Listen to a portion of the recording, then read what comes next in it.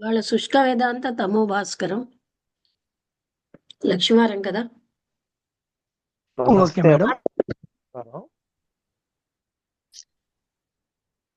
Madam మన ఈ జేకేలో రామకృష్ణ గారు పెట్టారు, చూసారా మీరు? అసలు ఏమి వాట్సాప్ రంగల చూసే టైం లేదండి. చూస్తాను ఏం లేదు, తర్వాత. రంగల రాముడు గారని జే జిడ్డు కృష్ణమూర్తి గారు ఫాలోవర్ ఆయన పూర్తిగా.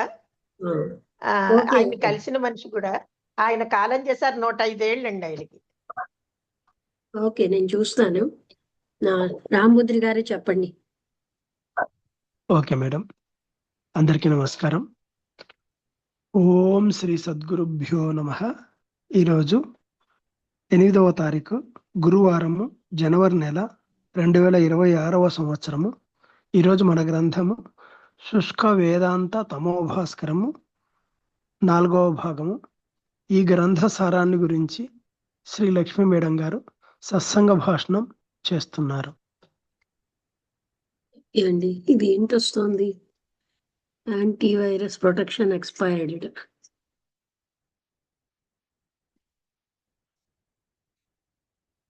Do you want to follow the app to make changes to your device? సరే. అయితే దీని యందు ఒక విశేషం కలదు. బుద్ధదేవుడు కరుణాసాగరుడని అందరికీ తెలిసిన విషయమే. దుఃఖము లేని పదవియే మానవ జన్మం యొక్క పరమగమ్యమని అతనికి స్వయముగా హృదయములో బోధనం కలిగి ఉండేను. అయితే అంతఃకరణంలో దృశ్యవృత్తులు అనగా జన్మాంతర సంస్కారములు కొన్ని ఆ నిర్వాణ బోధైక సుఖమునకు అడ్డుపడుచుండేది. వాని యొక్క నివృత్తి కొరకు ఆ కాలమున ఉండిన గురువుల బోధ చేత అతడు తృప్తి చెంది ఉండలేదు. అయితే మహాగురువులను, యోగీశ్వరులను, తాపసోత్తములను, ఋషి సత్తములను సేవించి నిర్వాణ పదవిని గురించి సంభాషణ సలుపుచుండెను. ఆ పరమ పురుషులు ఉపదేశించిన వానిలో గల సారములైన ప్రతి వచనములను శ్రీ బుద్ధదేవుడు శిరసా వహించి ఆచరణలో ఉంచి ఉండెను. కేవల శుష్కములకు వేదాంత వాక్యములచే నిర్వాణము లభింపజాలదని తలంచి అతడు తనలో తాను గొప్ప ప్రయత్నం చేసుకుని తాను అనుకున్న నిర్వాణమనే పూర్ణ ప్రజ్ఞను పొందెను. తనకు అట్టి స్థితి కలుగు వరకును ఆయన ఎవరికి ఉపదేశం ఇచ్చి ఉండలేదు. శిష్యులుగా ఎవరిని సంగ్రహించుట కూడా చేయలేదు.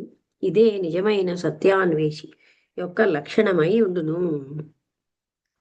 శ్రీ యేసుక్రీస్తును శ్రీ మహమ్మదు నబియు ఈ తరగతిలో చేరిన వారలే. వారును దైవ సాక్షాత్కారం కలుగు వరకు తీవ్రతర ప్రయత్నములను చేసుకుని ఆత్మశాంతి కలిగిన తర్వాతనే లోకమునకు బోధించుటకు ప్రారంభించిరి. మన యొక్క పూర్వీకులకు ఋషులను శ్రీ శంకర భగవత్పాదాచార్యులను ఇలాగుననే చేసి ఉన్నారు. అట్లు గానిచో గుడ్డివాడు మరి ఒక గుడ్డివానికి త్రోవ చూపినట్లుండునని వారు లెస్సగా గ్రహించి ఉండిరి. అట్లు చేయనిచో అది ఒక విధముగా ఆత్మవంచనమే అగును. శ్రీ బుద్ధదేవుని ఆయన యొక్క సాధన కాలంలో అనేకులు ఉపదేశములు అడిగి ఉండిరి. బహుజనులు తమను శిష్యులుగా చేర్చుకునేలాగున ప్రార్థించుచుండిరి. వారికి అందరికీ శ్రీ బుద్ధదేవుడు ఇట్లు ఉపదేశించను. నేను సత్యమును కనుగొనిన తరువాత నాకు ఆత్మశాంతి కలిగిన పిమ్మట మీకు ఉపదేశించదు. అంతవరకు మీరందరూ భూతదయ కలవారై ధర్మ ప్రవర్తకులై ఉండురు అని తెలిపి ఉన్నారు.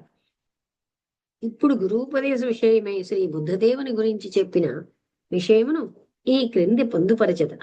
బుద్ధదేవునికి సిద్ధ పురుషులు అప్రత్యక్షముగా బోధించి ఉన్నారు. అట్టి వాక్యములు ఆకాశవాణి అని చెప్పబడును. సిద్ధార్థ కుమారా, నీవిత్తరి జీవ ప్రపంచ దుఃఖములో ఛేదనము గావించి సౌఖ్య ప్రపత్తిని ఆర్జింపు. దుఃఖిత చిత్తులకు నీ సోదర మానవుల సమస్త ప్రాణులను సుస్థిరానంద అనుభవమునకు అర్హులుగా చేయుటయే నీ విహిత ధర్మం. అనుదినము భూతంబున జ్ఞానము నశింపన స్థిరంబులకు భూతలంబున జ్ఞానము నశింప అస్థిరంబగు భోగ విలాసములకు మూలమైన అజ్ఞానం అభివృద్ధి అయి వేరువారి మహావృక్షమగుచున్నది. ఈ అజ్ఞాన మహావృక్షము ఫలించు విషయము ఫలంబుల నారగించి ప్రాణికోటి మృత్యువు వాతపడి దుఃఖించును. మృత్యువు వాతపడి ఆ ప్రాణికోటి స్వేచ్ఛానందము లేక నరకయాతనలు అనుభవించి పునర్జన్మ పునర్జన్మనన మరణ చక్రమున చిక్కి సృక్కుచుండును. జ్ఞాన ప్రాప్తిచే మానవులు సమస్త జీవహిత పరతంత్రులై తమ ఒక్క నిమిషం. నాయుడు గారు ఉన్నారా? నాయుడు గారు, ఆ ముందు పైన ఇళ్లే పట్టేయండి, ఎందుకంటే కొళాయి కట్టిస్తారు.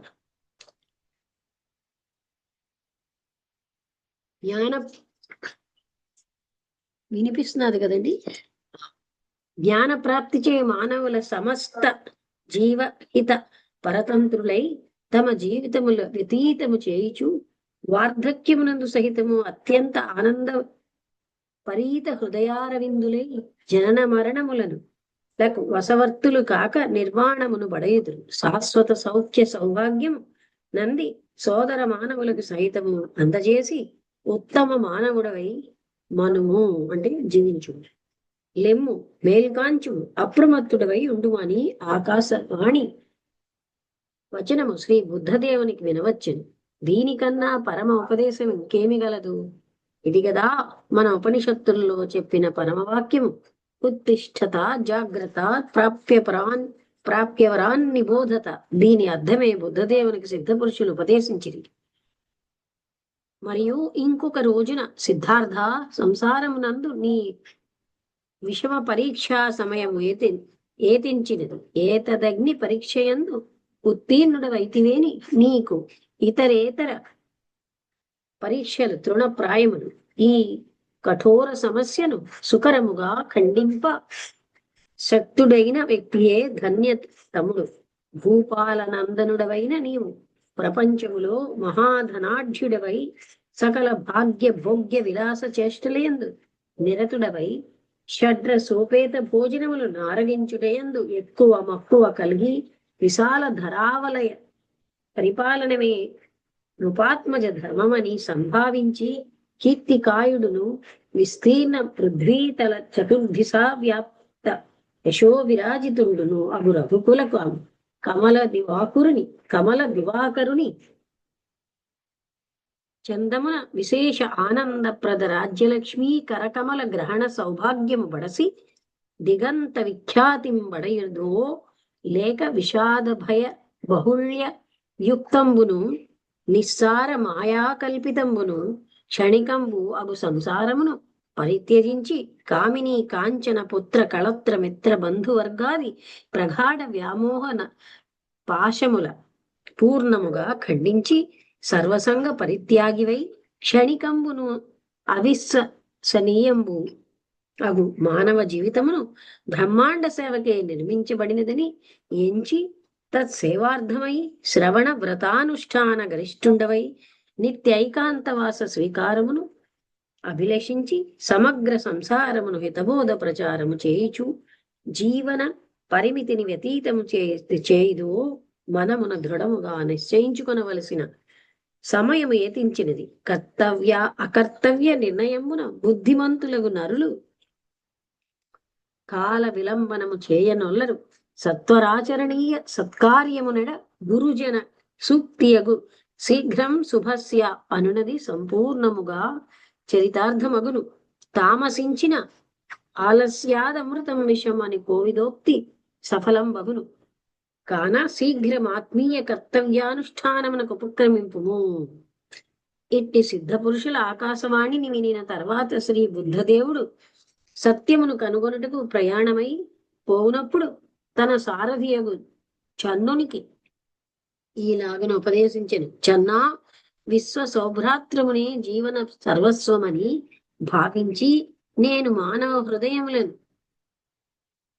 అధివసించు కామక్రోధాది అరిషడ్వర్గ ముల బాలద్రోలి మారుని సింహాసన భ్రష్టుని గావించి ఆ రాచగద్దెపై సత్యస్వరూపిణియగు ధర్మలక్ష్మిని అధిష్ఠింపచేయ కృషి సల్పుటకే అరుగుచున్నాను అంటున్నాను. మారుని సామ్రాజ్యముపై దండెత్తి సమదమాది యథాగ్రేసరుని సాహాయ్యంబున ధర్మరణ దుందుభిని మ్రోయించి పైకి ధీకొన నేతెంచు సూర్యుని కామ క్రోధాది యోధులు సమేతముగా దునిమి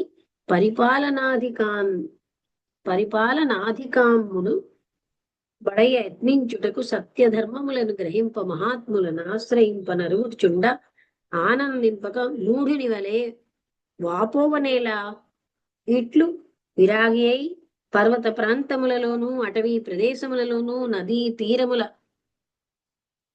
సంచరించుచు సమాధి నిష్ఠను అభ్యసించుకొని అనేక మహాత్ములను దర్శించుకొని కొంతకాలము జరిగిన పిమ్మట సిద్ధార్థుడు వైశాలి నగరమున హిరణ్యవతి నదీ ప్రాంతమున ఆకాడ కాలామను పేరు గల శాస్త్రజ్ఞుడు ఋషి వరేణ్యుని దర్శించెను. అతనికి 300 శిష్యులుండిరి.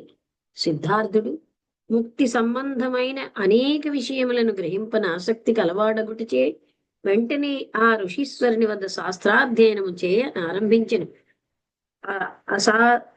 అసాధారణ మేధాబల ప్రభావంబున అల్పకాలమునందే ఋషీశ్వరులెరింగి ఉన్న సకల విద్యలను ఆమూలాగ్రముగా గ్రహించెను. కాని ముక్తి విషయకంబగు అతనికి వాటిల్లిన సమస్య అచటను పరిష్కరించబడదయ్యను.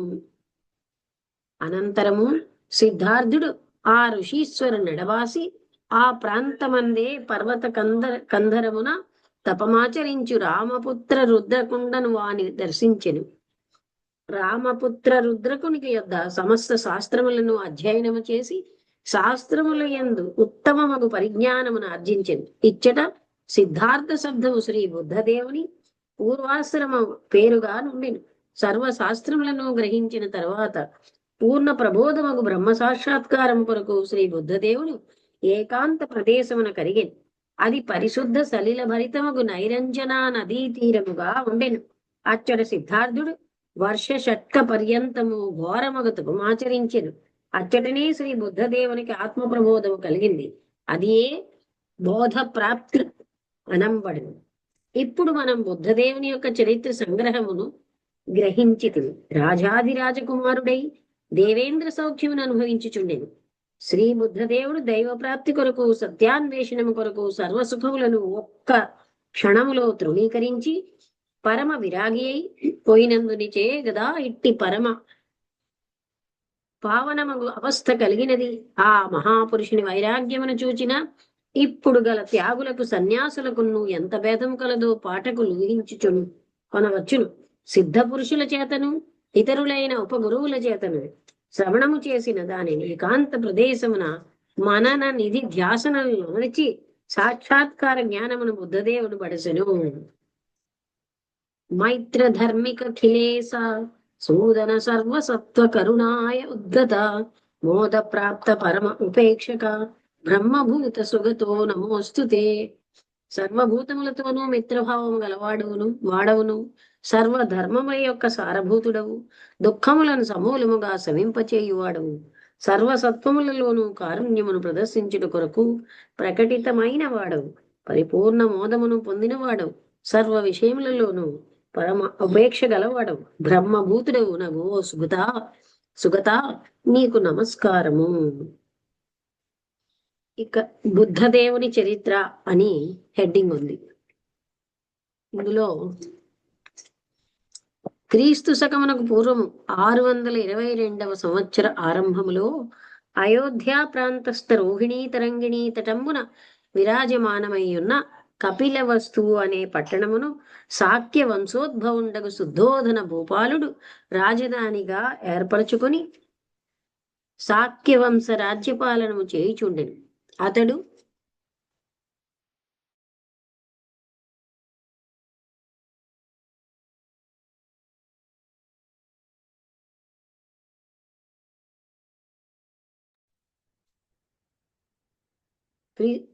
కట్టారా కింద ట్యాంకు పైన నుండి కట్టేసి కిందకి వెళ్తుంటారు. క్రీస్తు శకమునకు పూర్వము 662వ సంవత్సర ఆరంభములో అయోధ్య ప్రాంతస్థ రోహిణీ తరంగిణీ తటంబున విరాజమానమై ఉన్న కపిలవస్తు అనే పట్టణమును శాక్య వంశోద్భవుండగు శుద్ధోధన భూపాలుడు రాజధానిగా ఏర్పరచుకుని శాక్య వంశ రాజ్యపాలనము చేయుచుండెను. అతడు కాళీయ వంశజుండగు సుభూతుని కన్యాద్వయమును ధర్మ పురస్సరముగా పరిణయమాడెను. ప్రథమ పత్ని మాయాదేవి అనే నామంబునను, ద్వితీయ పత్ని గౌతమదేవి అనే శుభాహ్వయంబునను ప్రసిద్ధికెక్కి ఉండిరి. అందు మొదటి భార్యయగు మాయాదేవి యందు జననమొందిన పుణ్యపుంజమే శ్రీ బుద్ధదేవుడు. చిన్నతనములో సిద్ధార్థుడనే పేరు కలిగి ఉండెను. ఇతని బాల్యకాలములో కన్నతల్లి భూలోకవాసం పూర్తి చేసి స్వర్గలోకం అలంకరించెను. బుద్ధదేవుడు చిన్నతనములో సిద్ధార్థుడని పేరు కలిగి ఉండెను. ఇతని బాల్యకాలములో కన్నతల్లి భూలోకవాసం పూర్తి చేసి స్వర్గలోకం అలంకరించెను. తర్వాత పిన్నతల్లి యొక్క గౌతమదేవి కన్నబిడ్డ కన్నా 1000 రెట్లు అధికముగా పెంచినది. శుద్ధోదరుడు పుత్ర సంతానము లేక అనేకములకు దానధర్మములు దైవ కార్యములు సల్పుటి చేయగలిగిన వాడు శ్రీ బుద్ధదేవుడు. ఇక ఈ విషయము విశదముగా కనుగొనగోరువారు శ్రీ బుద్ధ చరిత్రము గాని బుద్ధ పురాణము గాని చూచుకొనవచ్చును. ఇక మనము శ్రీ మహమ్మద్ నబీ వారికి గురువు గలడా లేడా అని విచారింతము. ఈ మహమ్మదు వారు శ్రీ బుద్ధదేవుని వలె పూర్ణ దయయే తన మతమునకు సిద్ధాంతము చేయకయు, శ్రీ యేసుక్రీస్తు వలె అపార దైవభక్తియు శాంతియు మతమునందు లక్ష్యముగా నుంచకయు, సత్యముపై ధర్మముపై ఆధారపడి మత స్థాపన చేసిరి. సత్యమునకు ధర్మమునకు ఎంత మాత్రము దయ చూపవలసి ఉండునో అంత మాత్రమునకైన దయా విషయములో తక్కువని చెప్పవచ్చును. అయితే దానికి కారణము గలదు. మహమ్మదు ప్రవక్త ఆవిర్భవించినప్పటికీ అరబ్బీ దేశీయులకు ఆత్మ సంస్కరణము చాలా కొరతబడి ఉండెను. నాగరిక విషయములోను నిండా క్రింది మెట్టులో నుండువారని తలంచవచ్చును. మహమ్మద్ ప్రవక్త కూడా జనులకు చాలా వరకు దయయు శాంతియు బోధించుచూ వచ్చెను. కానీ ఆ మృదురసామృత పానము చేయదగినట్లు జనులుండలేదు. అందువలన మత స్థాపనములో వాడి మిగల కత్తిని సదా చేతిలో నుంచుకొనవలసి వచ్చినది. ప్రపంచములో తీక్షణమైన ఖడ్గముచే రక్త ప్రవాహము భూమి యందు ప్రవహింప చేసి మతము స్థాపించిన వాడు ఈయన. దక్క మరి ఒకండు లేడు. శ్రీ బుద్ధదేవుడు కరుణామృతముతో మనుజుల హృదయమును అభిషిక్తము గావించి పవిత్రములకు మతబీజములను నాటెను. శ్రీ యేసుక్రీస్తు భక్తి ప్రవాహములో జనుల హృదయమును జ్ఞాన స్నానము చేయించి పావనమగు మత విత్తనము పెట్టెను. శ్రీ మహమ్మద్ గారు మాత్రము అట్టి ప్రేమామృతములో భక్తి రసామృతములో శాంత పీయూషములో జనుల హృదయమును కడిగి నిర్మలము చేయక దుఃఖరోధనముతో కూడిన రక్తములో జనుల మతశుద్ధి చేయవలసి వచ్చెను. ఈ దోషమతని అనంతరమున మత ప్రచారమునకు వచ్చిన వారికి అందరికీ కలిగి ఉండెను. అది ఒక విధముగు నమ్మకమైనను మూఢ విశ్వాసమే గాని విచార జ్ఞానము చేయగలిగిన శుద్ధ విశ్వాసము కాదు. అందువలన కలిగిన ఘోర మగు దోషాగ్ని ప్రపంచమంతటా చాలా వరకు కాల్చివేసినని చెప్పవచ్చును. ఎందరో పిల్లలు తల్లులు లేని వారులైరి, ఎందరో తల్లులు పిల్లలు లేని వారులై దుఃఖించిరి, ఎందరో భర్తలు భార్యలు లేక జీవించవలసి వచ్చెను, ఎందరో పతివ్రత శిరోమణులకు నారీరత్నములు భర్తలను నడబాసి శోకసాగరములో నిమగ్నులు కావలసి వచ్చెను. వీనికన్నింటికి మహమ్మదు నబీ ఖడ్గము చేతిలో పట్టుకొనుటే కారణమైనది. అయితే మహమ్మదు నబీ మాత్రము గొప్ప ధైర్యశాలియు సత్యాన్వేషియు దైవభక్తుడుగా ఉండెను. అతనికి సత్యముగా తోచిన దానిని చేసియే తీరును. అతని వెనుక ముందు చూడడు. దీనికన్నింటికి ఆ దేశకాల పరిస్థితులు అట్లుండెననియే మనము తలంచవలయను. లేనిచో అట్లు జరిగి ఉండదు. అతని ఆశయమే మన జనులు సత్యమునకు దైవమునకును దూరులై సుఖముగా జీవించి నరకములను పొందుట కన్నా సత్యమును దైవమును స్మరించి చచ్చుటయే మేలని తలంచి ఉండును. అయితే మహమ్మదు తన యొక్క మతమును స్థాపించుట్లో ఆ దేశీయులకు క్రూర జనులచే చాలా శ్రమపడిను, చాలా బాధ నొందిను, అనేక కష్టములకు లోబడవలసి వచ్చెను. ప్రాణాంతకములైన అనేక విపత్తుల నుండి సర్వేశ్వరుడి నుండి తనని రక్షించెను. ఇవన్నీ చూచి ఓర్వజాలకనే సాయుధ పాణి అయి మత ప్రచారమునకు ప్రారంభించినట్లు మనము తెలుసుకొనవచ్చును. అతడు చిన్న కాలం నుండి అగాధ బుద్ధియు గొప్పదైన విశ్వాసమును కలిగిన వాడై జనుల యొక్క దుస్థితిని చూసి చాలా వగచుచుండెడివాడు. ఇందువల్లనే అత్తరి ఆ దేశీయులు చాలా అనాగరికులై ధర్మదూరులై దైవ విముఖులై ఉండినట్లు కనుగొనవచ్చు. మహమ్మద్ చరిత్ర. ఈ మహమ్మద్ నబీ క్రీస్తు సంవత్సరం 570 సంవత్సరముల ఆగస్టు 26వ తేదీన జననం అందెను. ఇతడు అబ్దుల్లాకును అమీనాను ఆమెకును పుట్టినవాడు. ఈయన పుట్టుటకు పూర్వమే పితృహీనుడయ్యను. తల్లియగు అమీనా అతని అతి గారాభముతో పెంచుచుండెను. కాని ఆమెయు అచిరకాలములోనే లోకాంతర ప్రాప్తి నొందెను. తల్లి చనిపోయిన 4 ఏండ్లకే తాతయ్యు ఆ బాలుని పినతండ్రి యొక్క అబూతలీబున కొప్పగించి మృతి నొందెను. బాలుని పినతండ్రి యొక్క అబూతలీబున కొప్పగించి అబూతలీబు మహమ్మదును అతి ప్రేమతో పెంచెను. మహమ్మదు బాల్యము నుండి తన దేశీయుల దుష్కృత్యములను చూచి చాలా చుండెడివాడు. ఇది లోకోద్ధారకులకు మహాపురుషులకు అందరికీ నీ చిన్న కాలములో కలిగేడు చిహ్నముగా నుండును. ఇతడు తన పినతండ్రి బిడారులతో కలిసి దూరదేశములకేగుచు లోక జ్ఞానమును సంపాదించుచుండెను. ఇతనికి 25వ ఏట వివాహమాయను. అప్పటి నుండి సంఘ దుస్థితిని గురించియు ఆధ్యాత్మ తత్వమును గురించి మరింత గాఢముగా చింతన చేయుటకు మొదలెడిన. అతడు తన ఊరికి దగ్గర ఉంటూ ఒక కొండ గుహలో కూర్చుండి ధ్యాన తత్పరుడగుచుండెను. ఇట్లు 15 సంవత్సరములు రేయింబగళ్ళు తదేక ధ్యానములో నుండెను. ఒకనాటి రాత్రి అతడు ధ్యాన నిమగ్నుడై ఉండ ప్రకృతి అంతయు పరమశాంతత వహించి ఉండెను. అంతయు నిశ్శబ్దముగా నుండెను. అప్పుడు అతని హృదయము ఒక భారమును వహించి ఉండెను. ఆ పరమ ప్రశాంత సమయమున ఒక అశరీరవాణి అతన్ని పిలిచి అట్లయ్యను. అది ఏమో అని అతడు సరకు కొనలేదు, అంటే పట్టించుకోలేదు. 3వసారి ఆ వాణి అనుము ప్రకటించుము అని పలికెను. ఈ శబ్దం అతనికి 3 సార్లు వినవచ్చెను. అతడును ఏమి ప్రకటించవలెను అని కేకవేసెను. నీ ప్రభువు పేర ప్రకటించుము అని పెద్ద ధ్వనితో చెప్పి మనుష్యుడు పరమాణువు నుండి ఎట్లు ఉద్భవించినదియు జ్ఞానము వలనను దయామయుండగల్లా కరుణ వల్ల ఎట్లున్నతిని పొంది అదియు వివరించి ఆ వాణి ఊరకుండెను. ఈ ఆకాశవాణిని దైవవాణి అనియు సిద్ధ పురుషుల వచనమనియు మన వారు చెప్పుదురు. అట్టి ఉపదేశమైన వెంటనే మహమ్మద్ నబీకి గొప్ప ప్రబోధ జ్ఞానము కలిగి ప్రాణికోట్ల యొక్క సృష్టియు మరల ఏ ప్రకారము కలగవలసినట్టి విషయమును ఈశ్వర కృపకు పాత్రుడై ఏలాగున దైవ సాక్షాత్కార జ్ఞానము కలుగును ఇవన్నీ ఇప్పుడే బోధ కలిగాను. సిద్ధ పురుషుల లేక ఈశ్వర ఆదేశముచే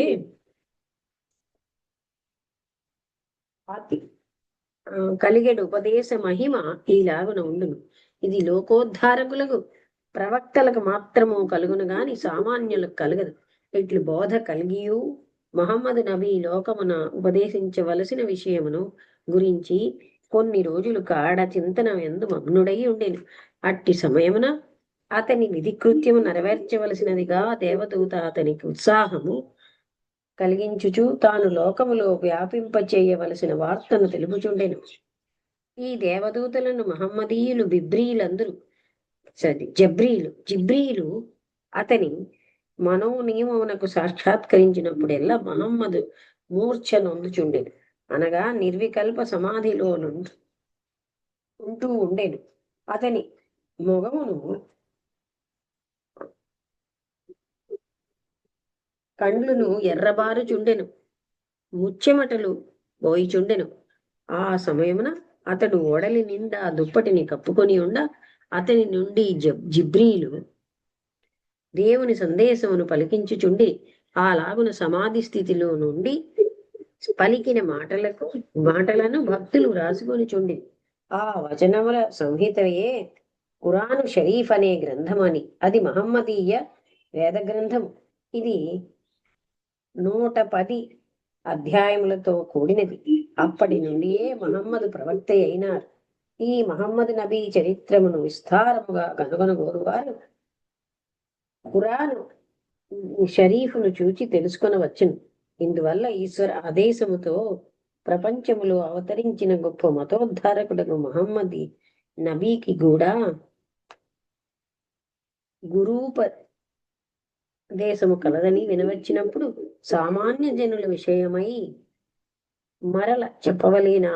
ఇట్లుండి మహమ్మద్ పైగంబరయ్యి తన మేనమామ ఎన్ను మత గ్రంథములను బాగుగా పరిశీలించిన వారునకు వరాకా యొద్ద ధర్మ విషయములు అనేకములను నేర్చుకున్నాడు.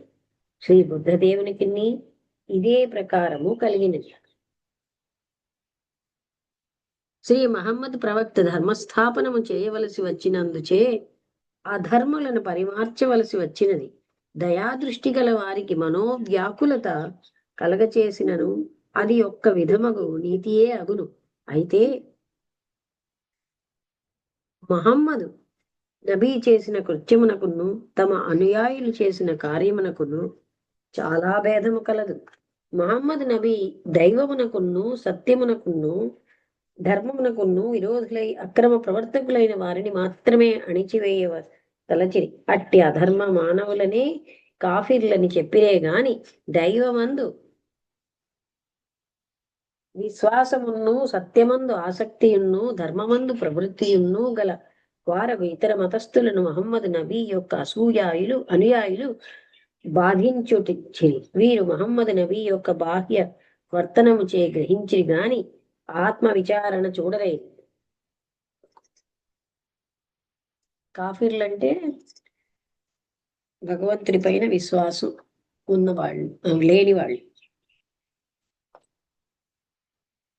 ధర్మస్థాపన కొరకు అవతరించిన శ్రీ రామకృష్ణాది దైవ పురుషులు కూడా సత్యధర్మ దైవనిష్టకు దూరులైన వారిని సంహరించుచుండి అట్టి వారిని అసురులనియు రాక్షసులనియు ధర్మదూరులనియు మన వారు చెప్పుచుండి. సత్య దృష్టితో చూచిన శ్రీ మహమ్మద్ ప్రవక్త చేసినది కూడా తప్పనిసరిగా అంగీకరించవలసియే ఉండును.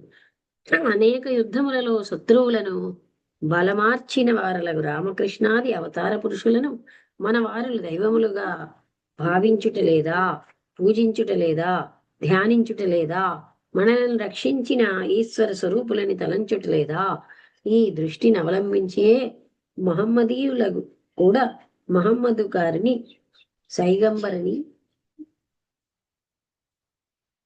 సైగంబరనియు ప్రవక్త అనియు అంగీకరించి పూజించి వారు చెప్పు వాక్యములను వేద ప్రమాణములుగా నమ్ముట కారణమైనది. ఇక మనము క్రైస్తవ మతోద్ధారకుడకు శ్రీ క్రీస్తు దేవుని గురించి విచారింతము.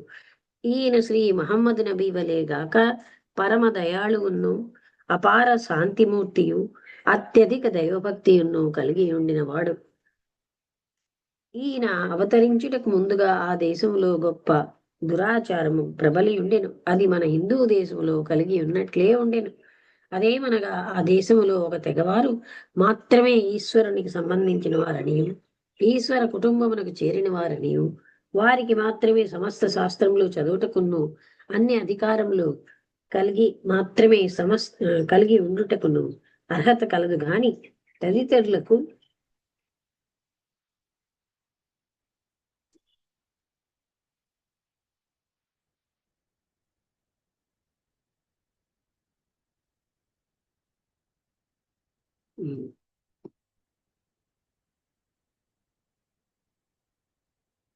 అయితే సమస్త శాస్త్రములు చదువుటకును అన్ని అధికారములు కలిగి ఉండుటకును అర్హత కలదు గాని తదితరులకు లేదని చెప్పుటే గాక వీరి సేవయే ఇతరులకు పరమ పురుషార్థమనియు ఈశ్వరాజ్ఞ అనియు చెప్పుకొనుచు వీరి కృపకు పాత్రులైన వారికి మాత్రమే మోక్షము కలుగునని వాదించెడి వారలు వీరి గురుపీఠములకును మత బోధనలకును ఆచార్య పదవికిని పౌరోహిత కృత్యమునకును తగిన వారని పలుకుచుండెడి వారు.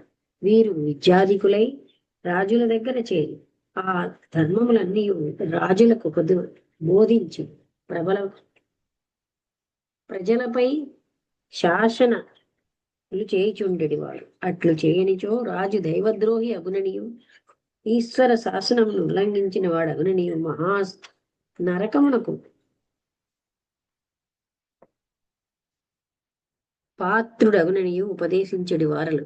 ఇది ఇంచుమించుగా మన దేశమునకు సంబంధించి ఉండును. హిందూ రాజు ఉన్నప్పుడు మన దేశములోను ఇలాంటి పాపభూయిష్టముగా అంధవిశ్వాసమే నిండి ఉండినది. ఈ దుష్కృత్యమునకు వ్యతిరేకముగా ఎవరైనా ధర్మమును బోధించినచో అతడు దూరుండనియు, వేద నిందకుండనియు, దండనార్హుడనియు, వధ్యుడనియు కూడా తెలుపుచుండెడి వారు. ఒకవేళ వారికి దైవ గుణములు గాని, సత్యధర్మములు గాని, దయాదాక్షిణ్యములు గాని ఉండినచో వారు చెప్పిన దానిని కొంతవరకైనా నమ్ముటకు అవకాశం కలిగి ఉండేది. ఇక్కడికి ఆపుదామండి. తర్వాత యేసుక్రీస్తు చరిత్ర. ఎవరైనా చెప్తారా? ఏమైనా మీకు అర్థమైన విషయం? అంటే మహమ్మద్ టైంలో కొంచెం క్రూరత్వం వాళ్ళ అక్కడున్న పరిస్థితులు, దేశకాల పరిస్థితులను బట్టి జరుగుతూ ఉంటాయన్నది చెప్పారు. అది లాస్ట్కి వాళ్ళు కొంచెం మార్చేసి అంత క్రూరత్వంతో ఉండిపోయారు. అక్కడ మొదట చేసిన దానికి ఎఫెక్ట్. వసంతలతో ఏమైనా మాట్లాడతావా? లేదు లక్ష్మి, అది వాళ్ళ తాలూకా చరిత్ర. అంటే వీళ్ళందరూ కూడా ఎన్నో కష్టాలు పడ్డారు.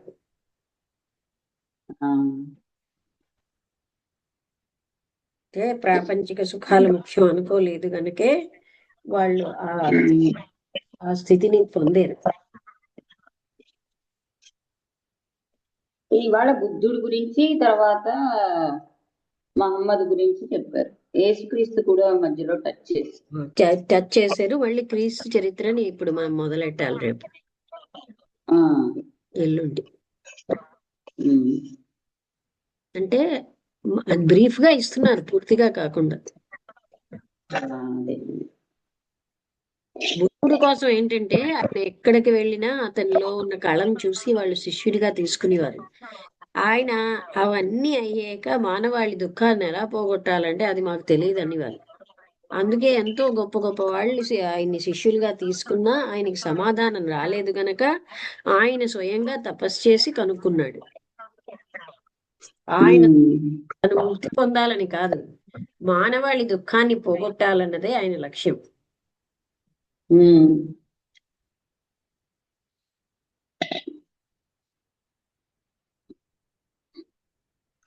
రాంబుద్రి గారు ఏమైనా మాట్లాడతారా? నమస్తే మేడం, అందరికీ నమస్కారం. నమస్తే. అదే మేడం, ఇక్కడ మలయాళ గురుదేవులు ఏం చెప్తున్నారు అనేది మనం గ్రహించాలంటే, ఇక్కడ అంటే జ్ఞానం అంటే జ్ఞానులు అంటే ప్రపంచ చరిత్రలో ఎవరైనా ఏ మతస్థాపకులైనా ఆత్మజ్ఞానం పొందిన తర్వాత ఆ యొక్క స్థితిని ప్రజలకు తెలియజేయడం కోసం ఒక గ్రంథ రూపంలో కానీ ఒక బోధ రూపంలో కానీ బయటికి తీసుకొచ్చారు అనేది చెప్తున్నట్టు అనిపిస్తుంది. అంటే ఇక్కడ మహమ్మద్ ప్రవక్త బుద్ధుని గురించి అని కాదు, వాళ్ళు ఆ జ్ఞానం పొందేకే ఉపదేశం మొదలెట్టారు. జ్ఞానం అనుభూతి రాకముందు ఉపదేశం చేయలేదు మేడం. అందుకే ఏమవుతుందంటే ఆ జ్ఞానం వచ్చిన తర్వాత చేయడం వల్ల వివిధ గ్రంథాలకు భేదము అనేది మనకు కనిపిస్తున్నది. అంటే ఇప్పుడు బైబిల్కు ఖురాన్కు భగవద్గీతకు చాలా తేడాలు ఉన్నాయి అనేది అంటే వాళ్ళు గ్రహించిన జ్ఞానాన్ని వాళ్ళు ప్రబోధించారు. దేశకాల పరిస్థితుల్ని బట్టి అవును విషయం అంటే వినే వాళ్ళ స్థితి కూడా ఉండాలి కదా, వాళ్ళ జ్ఞానాన్ని బట్టి ఆ బోధలు వచ్చాయి. అవును మేడం. అంటే అలాగనే ఇక్కడ బుద్ధుని గురించి అదే చెప్పారు. దుఃఖ రహిత స్థితిని గ్రహించడం కోసం ఆయన చేసిన తపస్సు కానీ అదంతా ఎలా జరిగిందనేది చెప్పారు. ఆ క్రమంలో మహమ్మద్ ప్రవక్త గురించి చెప్పారు.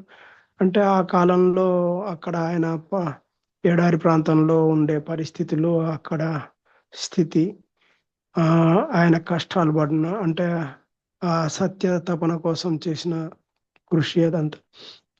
అంటే